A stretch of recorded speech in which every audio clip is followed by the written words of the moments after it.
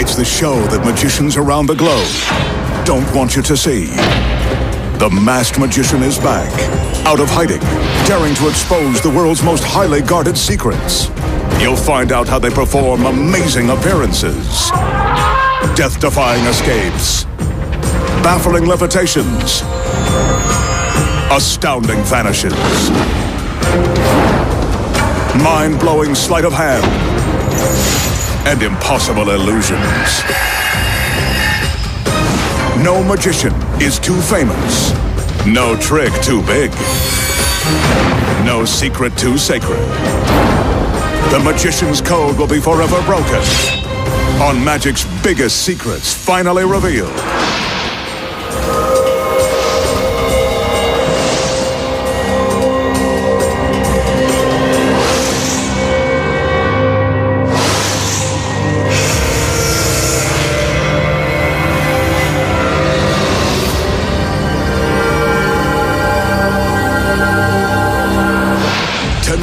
The masked magician pulls back the curtain and exposes the secrets to making an armored bomb squad vehicle disappear and surviving walking through the razor-sharp blades of an industrial turbofan. Plus, the truth behind trading places with a cunning assistant. Plunging a rose through a woman's heart and slicing her in two. And much more, right now on Magic's Biggest Secrets finally revealed.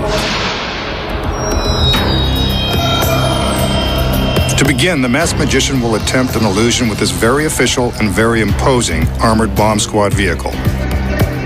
Borrowed, of course, from the city's finest. To prove that it's real, he walks around the truck.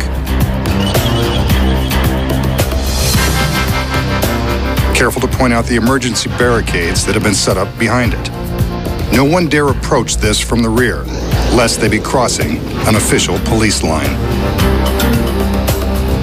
His assistants enter, carrying 2 more regulation barriers for the front and back of the vehicle. He doesn't want this truck going anywhere. Or does he?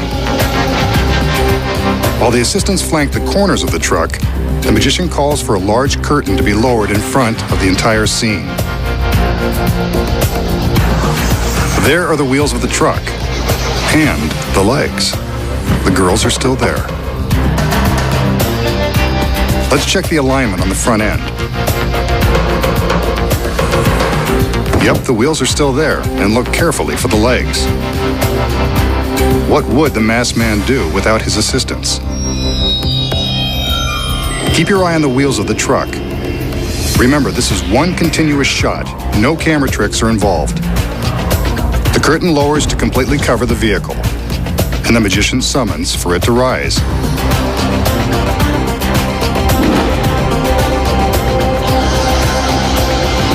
It's gone! So where did the 3-ton vehicle go? He steps into the place where it was once parked to prove it's vanished into thin, slightly smoky air. The masked magician has done the impossible yet again.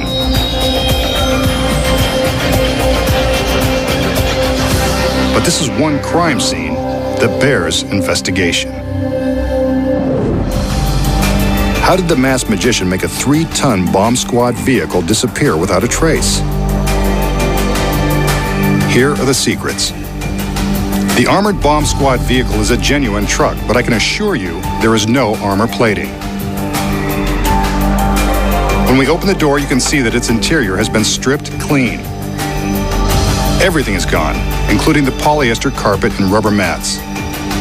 Even the engine has been removed in order to make the vehicle as light as possible. We'll show you why in a minute. The magician never bothers to show us the inside of the car. The flashing police lights on top and the phony emblem on the side are all it takes to make it look like the real thing. The police barricades add the final touch of authenticity. The girls add another level of distraction. With the barricades in place, it looks like the car can't drive away, even if it could, but it won't need to. Hanging directly above are 4 heavy-duty steel aircraft cables.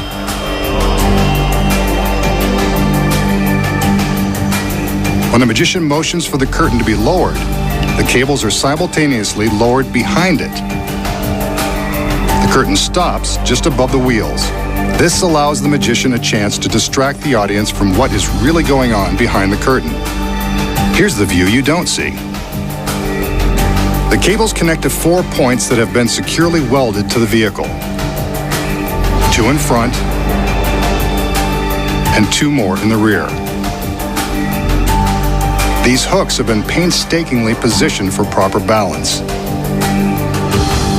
Once the curtain is lowered, the 4 beautiful assistants grab the cables and attach them to the secret hooks. They do this as quickly as possible, so that from the front, the audience doesn't know anything devious is going on above those lovely legs. These super strong cables are attached to a powerful winch, which is hidden high in the rafters. The curtain lowers, and here's another secret. Hidden in the wings is a stagehand who operates the winch.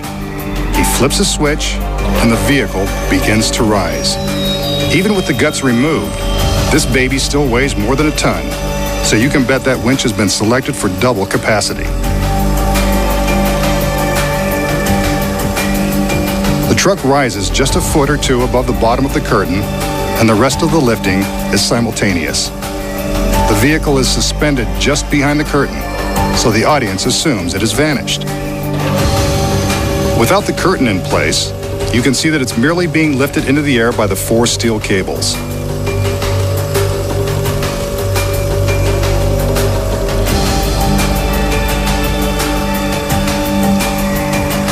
The girls surround the magician, and the audience has been fooled again. What a life.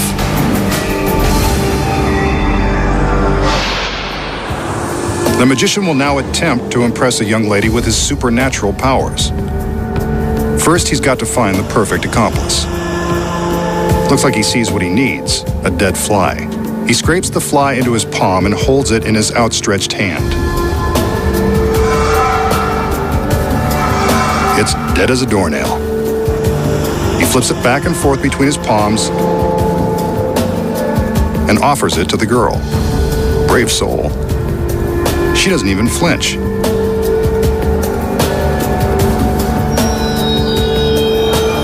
He waves his hands over the fly to infuse it with his magic spell. And how about this? The spell, or the young lady, has put some life in his fly. Talk about a girl who could raise the dead. The fly's moving around, but can he still do what flies do best? Yep, there he goes, off to ruin another picnic. And that's how to defy the laws of life and death, and bring a fly back to life, by magic. So how does the magician take a dead fly and bring it back to life? The secret is simple, scientific, and safe. It wouldn't even harm a fly. First of all, the fly isn't really dead. It just appears that way. In fact, it's just chilling. During cold months, flies hibernate, making them look more dead than alive. Before the illusion began, the magician put a few flies on ice in this chest to trick them into a hibernating state. His assistant places one of the chilled-out flies on the windowsill so the magician can pretend he found it there by chance. This is where he does some acting. Hey, look, a dead fly, just what I always wanted. But there is a secret to how he can make the frozen fly defrost so quickly. Before the trick began, the magician and his assistant warmed up their hands in preparation for the fly. The warm hands helped speed up the time it takes for the fly to thaw. A few seconds of contact with their body heat and the fly awakens from his frozen slumber. The hot television lights are a big help too, but soon he's ready to fly off to a better climate. And that's how the magician plays Dr. Frankenstein, giving life back to the dead. But we know his secret. For his next illusion, the masked magician has a trick that street magicians have used to fool their unsuspecting victims. While cruising a parking lot, he happens upon a random car with the registration displayed inside the windshield. He makes sure we can see that the registration is definitely underneath the glass. But you know he's up to something. Walking alone in a deserted parking lot? Let's watch. He covers the registration with his hand, rubs the glass, and now look at this.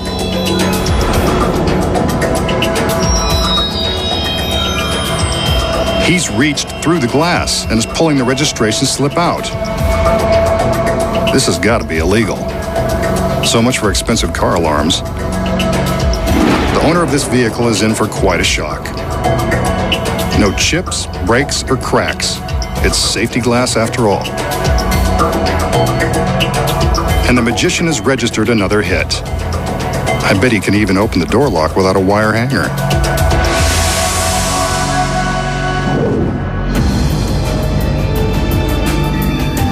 I think it's safe to say that the magician doesn't really reach through the glass of a random car and pull out the registration. But how does he do it? The first secret is the car isn't random at all. This one has a beautiful assistant hiding in the trunk. Looks like a late model.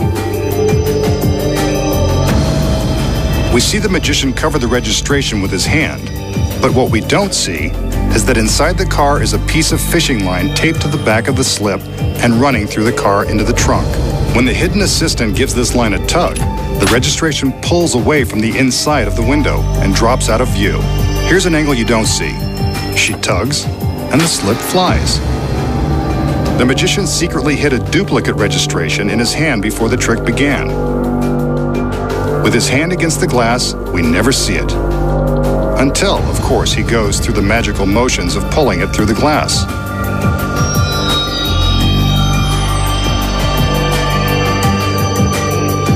Actually, he's just pulling it out of his hand. From this view inside the car, you can see just how he does it.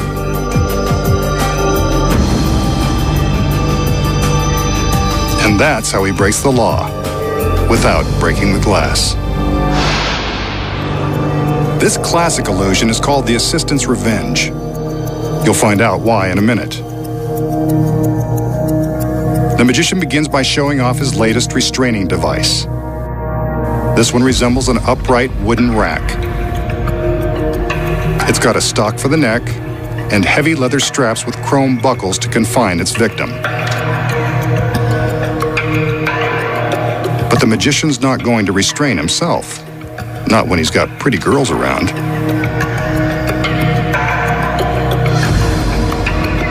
He calls in one of his lovely assistants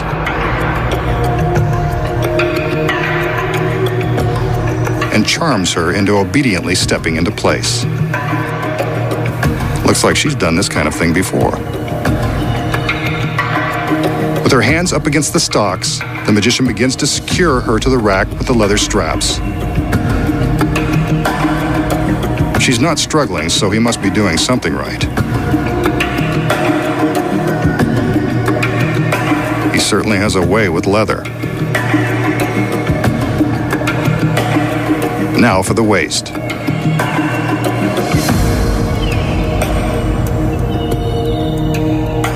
He cinches this strap tight. 2 more to go. Next, he heads below the belt.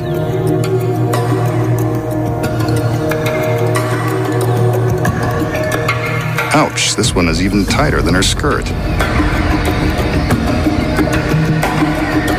Still, she doesn't seem to mind. One last strap to go to secure her legs, though she doesn't look like the runaway bride type.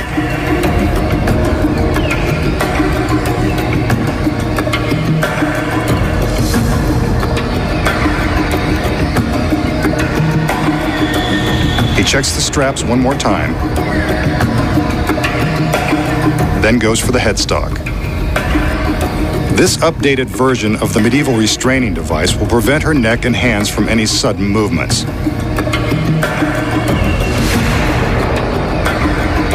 Just to be sure, the magician padlocks this front stock into place.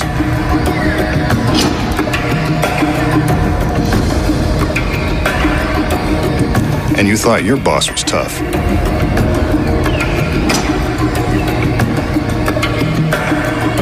When the magician's assistants say they are all tied up at work, they mean it. But this is the glamour of showbiz.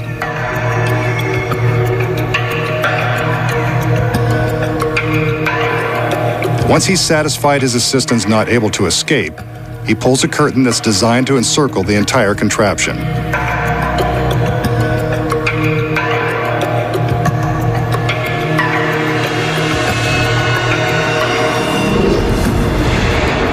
But what's this? The curtain's still moving, only the girl is pulling it, and the magician is now locked inside the device. Good for her. Now you know why this illusion is called the assistant's revenge. Bye-bye, masked man. Let's see you get out of this one.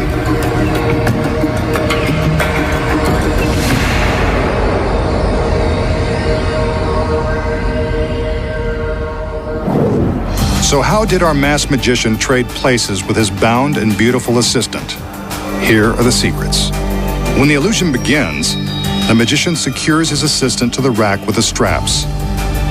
I can assure you that the straps are real. So are the headstock and the padlocks. That's because they never really have to open. So how did the assistant make her quick escape? The frame of the rack is actually made of two separate halves. From the back, you can see that hinges along one side allow the rear of the frame to swing open, while Velcro strips along the other side hold it closed. Even though the assistant is really strapped in from the front, she can easily swing open the back and step out anytime she likes. Here you can see her using her fingers to release the Velcro catch and make her escape out of the back. The magician pulls the curtain to block our view of the assistant. As soon as she is hidden, she slips out of the frame and continues pulling the curtain from the other side. Meanwhile, the magician takes her position. As the audience sees that the assistant has switched places with the magician, he is still slipping in to take her place. Here's a secret view of the switch. The assistant pulls open the curtain just as the magician snaps the frame closed, and the illusion is complete. Revenge is sweet, especially when you know the secret. A medieval torture device. The magician is quite proud of this antique apparatus, and why wouldn't he be? It's an egg-shaped cage made of forged bands of iron. It's empty now, but knowing the magician, this cage won't be empty for long. He calls in two of his assistants who come bearing a small rack.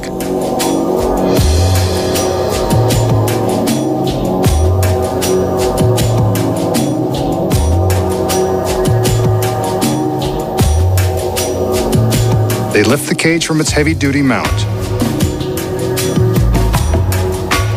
and place it down on the rack. Here they can remove the hardened steel pins that secure the two halves of the cage.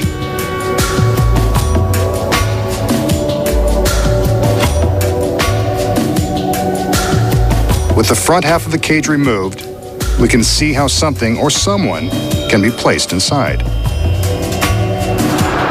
Here's someone now, and she's something.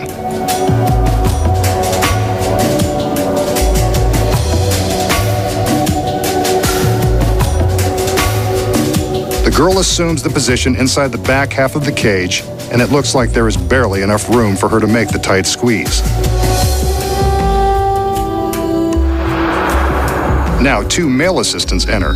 As she steadies herself, they replace the front of the cage, trapping her inside. I'm getting uneasy just looking at the situation. The steel pins are replaced, and she struggles to find a comfortable arrangement. There isn't one. The male assistants lift the cage and place it into the heavy mount, along with its beautiful cargo.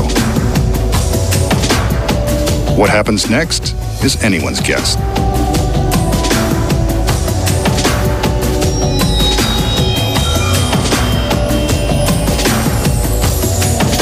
The The magician removes the steel pins again and opens the clasps. The two halves separate, but the girl inside isn't going anywhere. His other assistants now cover the sections of the cage with heavy pieces of black canvas. They're careful to stretch the fabric tightly around the cage. Inside, you can bet that the cage is cramped and dark, and no place for a lovely lady to spend an evening alone.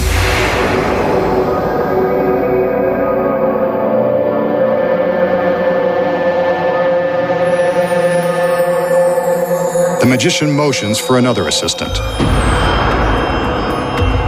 This one comes bearing a razor-sharp crosscut saw. Just when you thought this device couldn't get any more torturous.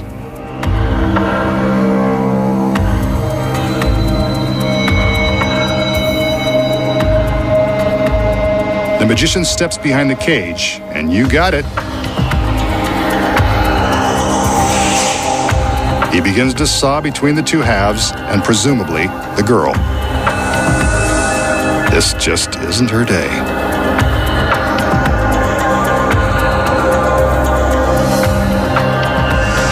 It seems like he's having a hard time of it. She looked like a tough cookie.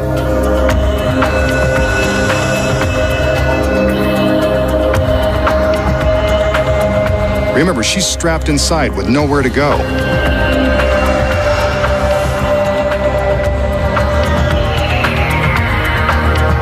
He's made it all the way through and removes the saw.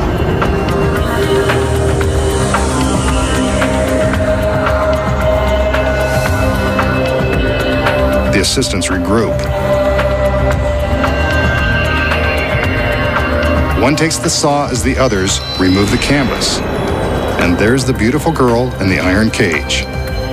Uncomfortable, but unharmed.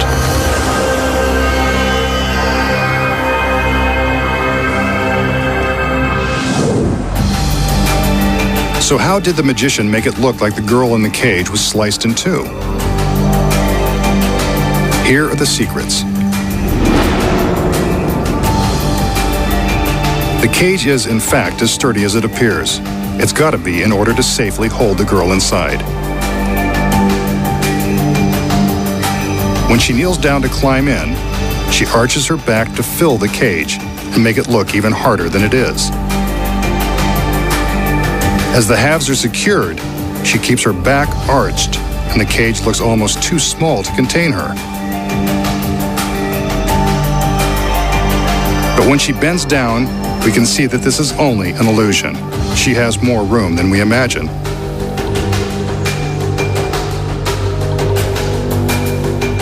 Once the cage is in its mount, the girl has plenty of room to roll over onto her back. In this position, she's able to slide some of the metal straps away, allowing her to drop down out of the bottom. As he saws, the magician uses his skills as a mime to make it look like he's struggling to cut through flesh and bone. In reality, the girl has rotated onto her back, slipped out of the secret metal bands, and lowered herself safely below the path of the saw. Who says show business isn't glamorous? Here's a look at her movements without the canvas.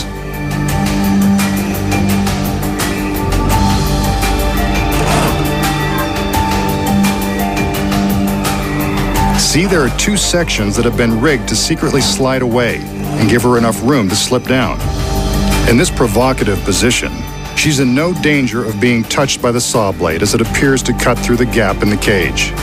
Good thing, because this is a real saw and it does cut close. However, the teeth have been filed down to nothing with a power grinder, just to be on the safe side. By the time the assistants remove the fabric, the girl inside has replaced the sliding metal bands, flipped back onto her knees, and waits to once again fill the cage with her loveliness. And those are the secrets. The magician will now attempt to solve a mathematical problem with a little help from the spirit world. He begins by showing us two old-fashioned slates. Kids used to write on these in school. The original laptops. He takes one of the blank slates and uses a piece of chalk to write some numbers. 7, 5, and a plus sign. Not exactly high finance, but it is a kid's chalkboard. Maybe he wants to go easy on the spirits. He leaves the solution blank, then places the two slates face to face.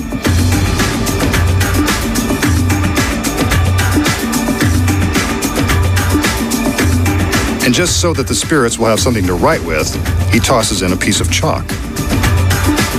I'd think magical spirits would have magical chalk, but this is his trick, not mine. He gives the slates a couple of shakes, and presto, there's the solution. 7 plus 5 equals 12. Adding was never so spooky.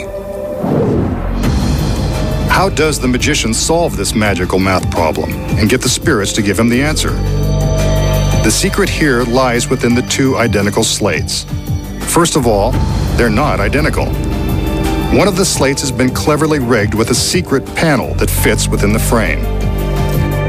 This thin piece of slate already has the solution written on it. The magician writes the mathematical problem and solution on the back of this panel, then loads it into the frame so we can't see the numbers.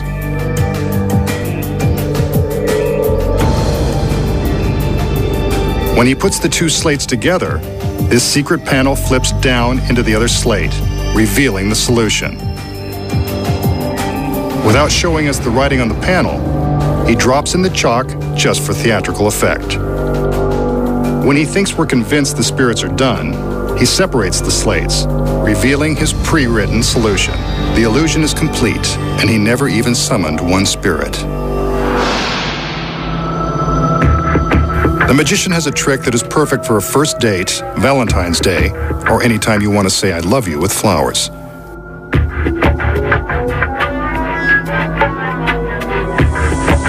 All he needs are a beautiful girl in extremely tight pants. And of course, a rose. She just happens to have one on that old-fashioned cigarette tray. Gotta love a girl who doesn't smoke and brings her own flower. In Hollywood, she's a total catch. Well, the magician has the flower and the girl. Now, what does he have in mind? From the look on her face, you can tell that she hopes his intentions are honorable. But she knows the masked man all too well. She's a brave girl to let him approach from behind. Maybe his magical trances really work. What's this? He's plunged the rose straight through her back and out through her stomach. That's one way to touch a girl's heart. Though for this much grief, she'd probably prefer jewelry. Now that his hand is out, she appears to be quite relieved and stunning as ever. But we're not letting him get away before he reveals the secrets. So how did the magician impale the girl with the rose, then remove the flower without incident? You've been looking at the secret all along. When the assistant enters, we notice that she's carrying an old-fashioned tray used by cigarette girls in nightclubs and Vegas casinos. Whenever assistants carry an unusual object or wear an outlandish costume, you can bet that it has something to do with the secret. When the girl strips off her jacket and elaborate blouse, you can see that her outfit was covering this fake arm. It's held in place by this shoulder harness. The fake arm disguises the fact that her real arm is tucked under her blouse and across her stomach. For the trick, she wears a black glove just like the magician. You'll notice that the ruffles on the blouse conceal the fact that her hand is hiding underneath.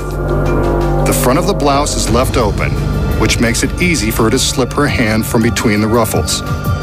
The fake hand is attached to the side of the tray away from the audience, so they assume both of her hands are holding the tray as she enters. The magician approaches the girl from behind and pretends to plunge the flower through the girl. He's careful to keep his hand directly behind the girl's back. At the same time, the girl pushes her gloved hand through her blouse. But how does the flower get from behind her back to inside her shirt? Before the trick began, a duplicate flower was concealed inside. This is the flower that the magician takes after she drops it on the tray. The original flower has been gimmicked with clear plastic tape, so it easily attaches to the back of the girl's leather jacket. When she pushes the duplicate from her blouse, it appears that the original flower has passed right through her body. A little dramatic acting creates the illusion of agony. And that's how the magician appears to tickle the girl's fancy with a magical rose. Next, the magician will attempt a little close-up magic using an ordinary quarter. In case you're wondering, this authentic quarter is legal tender for all debts, public and private. The magician places the quarter into his mouth and appears to be taking a bite out of it. Take a closer look. Those are genuine teeth marks. That's one way to get your minerals and your money's worth at the same time. Now watch. He spits, he scores. The quarter is back in one piece. A neat trick for less than $1. So how does the magician bite a chunk out of the quarter, especially when we can't even see his teeth? And does he really spit the missing piece back out, restoring the quarter in front of our eyes? I wouldn't bet on it, not even 25 cents. Here's the secret. The real quarter has been rigged to bend, then spring back into place. When the top is folded back, it appears as though it has been bitten off. Here we see that when it looks like he's taking a bite, he's merely using his mouth to fold the coin, hiding the top part behind the bottom section. See, there's the folded piece. When he appears to spit the missing chunk and restore the quarter, he's simply releasing his thumb and allowing the top half to spring back into place. Ka-ching! No one suspects the rigged coin is simply unfolding before their eyes. And that's why he makes the big bucks. The magician will attempt to cheat death one more time as he takes on the spinning blades of this giant turbo fan. The fan is positioned in a framework and behind a protective canvas shield that will prevent others from harm and to save us from a gruesome sight should anything go wrong. You're looking at an actual turbofan that is capable of slicing a human to pieces in a matter of seconds. The assistants enter to give the magician the help and encouragement he needs to perform this dangerous trick. On his command, they open the protective shield to reveal the razor-sharp blades. Remember, this is a professionally trained world-class magician. Do not attempt this or any other illusions at home. You can see that there is room in the framework behind the fan. Keep your eyes on the magician. He steps up into the frame, so he's standing directly behind the spinning blades. Not the safest place to be, but the object is for the magician to defy a horrifying death. The assistants close the shield and bolt it into place, carefully sealing the canvas.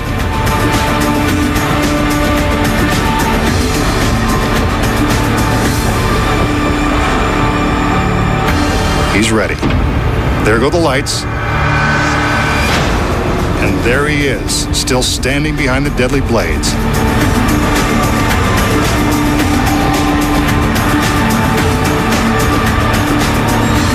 But what's this? He seems to be pushing his hand through the spinning blades and out of the canvas shield. Yet the turbo fan is still spinning.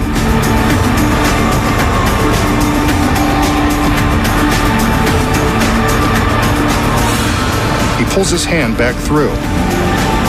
I must be seeing things because that is impossible.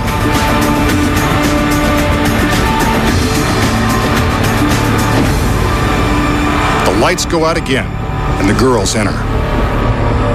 They unbolt the front of the frame and open the shield. And there is the masked man standing behind the rotating blades, still in one piece. There's no way for him to have passed his arm through the canvas without being sliced to pieces. It must be an illusion. The frame is bolted shut one more time, and the canvas shield is sealed. Let's see what happens. The girls back away to a safe distance as the magician gets ready. There go the lights. They're back on in an instant. Maybe that turbofan is causing a power shortage. No matter. We can clearly see the shadow of the magician on the shield.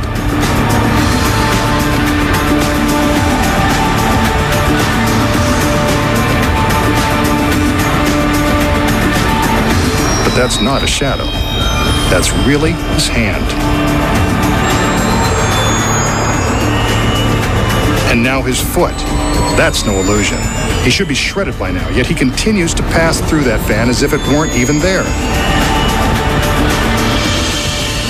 He's out and the fan keeps spinning away.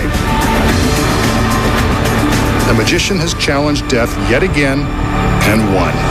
Good job, Masked Man. I'm truly your biggest fan. So how does the magician pass through the razor-sharp blades of the fan without being sliced and diced like a mountain of coleslaw or a mound of julienne fries? The secret is a matter of mechanics and split-second timing. First of all, the blades of the fan are real and they are very sharp. But you know by now that when a magician prevents you from seeing something, that something is the secret. But he's not making the magic happen. This guy is. From this angle, we can see that the frame around the fan is built to allow the fan to slide back and forth. When the stagehand pulls on the cables, a concealed pulley system moves the fan closer to or further from the canvas. The next secret is in the lighting. Two different spotlights are cleverly focused so that the shadow of the fan is exactly the same size whether it's closer to the canvas shield or farther away. Here the fan is positioned close to the canvas. When the spotlight goes out, the fan is moved back and the next spotlight comes on, but the shadow looks precisely the same.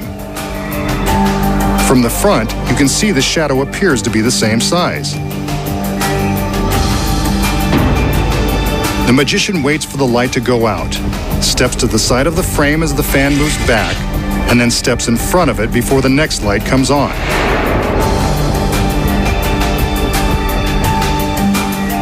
Now that he is in front of the fan, he can safely pass his hand through the center seam without harm. The shadow makes it look like his arm is crossing the dangerous blades. From this angle, you can see that he's merely standing in front of the rotating fan.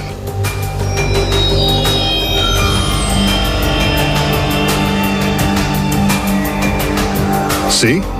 No danger at all, as long as he doesn't lean back. But how did he get back behind the revolving blades by the time the frame was opened? Simple.